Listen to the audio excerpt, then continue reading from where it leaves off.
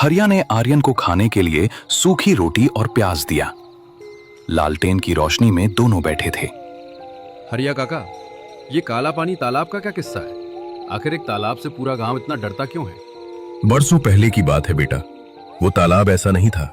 उसका पानी कांच जैसा साफ सा था। हम उस तालाब के पानी को अमृत कहते थे। लेकिन फिर गांव में पानी का अकाल पड़ा और फिर गांव के तांत्रिक भैरवनाथ ने कहा कि गांव के तालाब को बलि चाहिए। लोगों ने जानवरों की बलि दी, लेकिन बारिश नहीं हुई। अगली बार भैरवनाथ ने कहा कि तालाब को इंसान का खून चाहिए। भैरवनाथ के पागलपन में गांव वालों ने एक अनाथ बच्ची को उस तालाब में फेंक दिया। बच्ची चीखती रही, चिल्लाती रही, लेकिन उसकी पुकार किसी ने नहीं सुनी। फिर क्या हुआ काका उस बच्ची का? बेटा, बच्ची उस तालाब में डूब के मर गई। उसी समय आसमान काला हो गया। मूसलाधार बारिश शुरू हो गई, लेकिन वो पानी नहीं था, वो काला कीचड़ जैसा तेजाब था। तब से उस तालाब का पानी काला पड़ गया। वो बच्ची आज भी वहां उस तालाब में भटकती रहती है। उस तालाब में वो अकेली है, इसलिए वो दूसरों को बुलाती है खेलने के लिए। आर्यन को कहानियों पर विश्वास नहीं था, लेकिन हरिया के बताने के तरीके में एक सच्चाई थी जो रोंगटे खड़े करने वाले थे। ये सब अंधविश्वास है काका। समीर शायद कहीं फंस गया होगा। बेटा, तुम आजकल के जमाने के हिसाब से बातें कर रहे हो। बेटा, तुमको ये बातें झूठी लगती होगी, लेकिन ये बातें झूठी है नहीं। अब ऐसा करो, तुम सो जाओ। ये बातें हम कल करते हैं। रात बहुत हो गई है। और हाँ, बस एक बात याद रखना, अगर रात को घर के बाहर से कोई आवाज दिए या दरवाजा खटखटाए तो खोलना मत, चाहे वो आवाज तुम्हारे भाई की ही क्यों ना हो। थोड़ी देर बाद दोनों सो जाते हैं। रात के 12 बज चुके थे। आर्यन एक फटे हुए कंबल को ओढ़कर जमीन पर सो गया। थकान के कारण उसकी आंख लग गई। घर के बाहर रात के अंधेरे में डरावने डरावने आवाजें आनी शुरू हो गई थी। ऐसा लगता था कि आज की रात काली घाटी गांव में कुछ अनहोनी होने वाली हो। रात के ठीक 2 बज चुके थे। घर के अंदर आर्यन और बूढ़ा आदमी गहरी नींद में सो चुके थे। तभी अचानक बाहर से किसी ने दरवाजा खटखटाया। तभी अचानक आर्यन की आंख खुल जाती है। सन्नाटे में वो आवाज बहुत तेज लग रही थी। आवाज खिड़की से आ रही थी। उसने अपनी घड़ी देखी। रात के 2 बज रहे थे।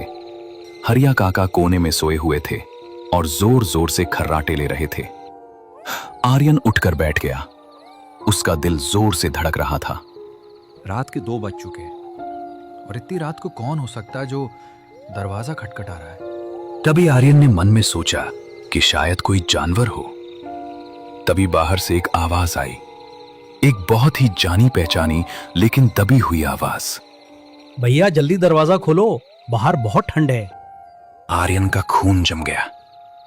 ये समीर की आवाज थी, बिल्कुल वैसी ही जैसे बचपन में जब वो बाहर खेल कर आता था और दरवाजा खटखटाता था। आर्यन तुरंत खड़ा हो गया। वो खिड़की की तरफ जाने लगा। समीर, बाहर तुम हो क्या? हाँ भैया, मुझे इस गांव से ले जाओ, वो आ रही हैं। जल्दी दरवाजा खोलो, मुझे बाहर बहुत ही डर लग रहा है। आर्यन का हाथ दरवाजे की कुंडी पर गया। वो दरवाजा खोलने ही वाला था कि तभी उसे हरिया की चेतावनी याद आई। बेटा, चाहे वो आवाज तुम्हारे भाई की ही क्यों ना हो, भूलकर भी दरवाजा खोलना मत। आर्यन को कुछ समझ नहीं आ रहा था। उधर उसका भाई बाहर ठंड में अकड़ रहा था। तभी आर्यन बाहर खड़े उसके भाई समीर को कहता है, समीर, तुम खिड़की के पास आओ, मुझे अपना चेहरा दिखाओ। आर्यन ने खिड़की के बाहर झांकने की कोशिश की। बाहर घोर अंधेरा था। उसने अपनी टॉर्च चलाई और खिड़की से बाहर रोशनी मारी। रोशनी पड़ते ही जो उसने देखा, उसके हलक से जान निकल गई, लेकिन आवाज मुंह में ही दब गई। बाहर उसका भाई समीर खड़ा था, या कम से कम समीर जैसा कुछ। उसके कपड़े वही थे जो उसने फोटो में पहने थे। उसका शरीर अजीब तरह से फूला हुआ था, लेकिन सबसे भयानक उसका चेहरा था। उसकी आंखें नहीं थीं, उसके होंठ सिले हुए थे। तो फिर आवाज कौन निकाल रहा था? तभी आर्यन ने देखा कि समीर के पीछे अंधेरे में एक लंबी काली परछाई खड़ी थी और आवाज उस परछाई के पेट से आ रही थी, जो समीर जैसी आवाज निकाल रही थी। भैया, तुमने दरवाजा नहीं खोला, अब मैं अंदर आ रहा हूं। और तभी अचानक खिड़की से जोर जोर से आवाजें आने लगी। क्या हुआ बेटा? तुम इतने डरे हुए क्यों हो?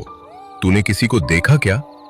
काका, मेरा भाई समीर बाहर है, लेकिन वो समीर नहीं है काका, वो कुछ और है। तभी बूढ़े आदमी ने घर के अंदर से कुछ लाल मिर्च और एक नींबू लाकर उस खिड़की के पास लटका दिए। जैसे ही खिड़की पे नींबू और लाल मिर्च लटका दी, वैसे ही बाहर का शोर अचानक रुक गया। एकदम सन्नाटा। कुछ पलों बाद खिड़की के बाहर से एक गीली फिसलन भरी हंसी की आवाज आई। कल मिलेंगे आर्यन। मेरे तालाब का काला पानी प्यासा है, मैं जल्दी लौट आऊंगी। उसके बाद कदमों की आवाज दूर जंगल की तरफ जाती हुई सुनाई दी। आर्यन पसीने से तरबतर हो गया था। उसे अब समझ आ गया कि वो किसी साधारण गुमशुदगी के मामले को सुलझाने नहीं आया है। ओह, तो इस काली घाटी गांव में अपनी मौत लेकर आया है। काका, वो क्या था? बेटा, वो उसी तालाब में डूबी हुई लड़की की परछाई थी। वो तुझे आजमाने आई थी। अब वो जानती है कि तू यहां है और तू तेरे छोटे भाई समीर को लेने आया है। अब बेटा, तुझे सावधान होना होगा। कल का दिन तेरे लिए बहुत भारी होगा।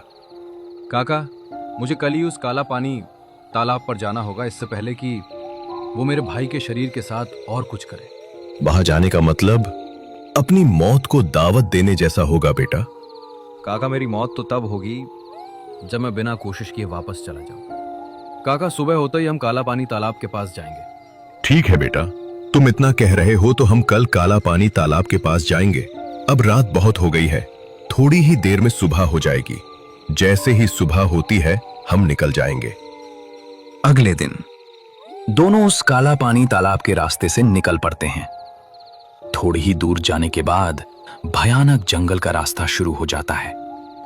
लेकिन जैसे ही दोनों जंगल के अंदर गए, वैसे ही उस जंगल में अंधेरा होने लगता है, जैसे रात हो गई हो। यह सब देख के आर्यन डर जाता है। अचानक दोनों रुक जाते हैं। तभी आर्यन बूढ़े आदमी से कहता है, काका, ये कौन सा माया जाल है? जंगल के बाहर तो दिन का उजाला है, और जैसे ही हम जंगल के अंदर आ गए, वैसे ही यह रात का सन्नाटा शुरू हो गया। बेटा, ये उस काला पानी तालाब का रास्ता है। इस रास्ते से दिन में भी रात होती है। अब बेटा, रुको मत, आगे बढ़ते रहो। ये इस जंगल का माया जाल है, इस पे ध्यान मत दो और आगे बढ़ो। दोनों आगे निकल गए। चलते चलते जंगल से भयानक डरावनी डरावनी आवाजें आनी शुरू हो गईं। थोड़ी ही आगे जाते ही उनको ओ काला पानी तालाब दिखाई देने लगता है। वहां जाते ही आर्यन जोर से चिल्लाकर उसके भाई समीर को आवाज देता है। समीर, तुम कहा हो, मैं तुम्हें लेने आया हूं। चलो मेरे भाई, घर चलो। तभी अचानक उस तालाब से आर्यन के छोटे भाई समीर की आत्मा निकलने लगती है। भैया, मैं घर नहीं आ सकता क्योंकि मैं अब इस दुनिया में नहीं रहा। तुम वापस लौट जाओ भैया। ये तालाब बहुत ही खराब है। कुछ दिन पहले मैं इस तालाब के फोटो लेने आया था, लेकिन इस तालाब ने मेरे को अपने अंदर खींच लिया। भैया, तुम एक पल भी यहां मत रुको, जल्दी यहां से वापस चले जाओ, नहीं तो ओ आ जाएगी। लेकिन समीर, मैं तुमको वापस ले जाने आया हूं, तुम मेरे साथ घर चलो। भैया, मेरे पास ज्यादा समय नहीं है। मैं जल्दी ही इस काला पानी तालाब के अंदर चला जाऊंगा। ओ आए, उससे पहले तुम यहां से वापस लौट जाओ।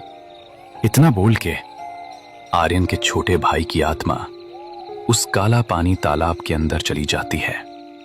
अपने भाई को दूर जाते हुए देखकर समीर रोने लगता है, लेकिन आर्यन के पास कोई उपाय नहीं था।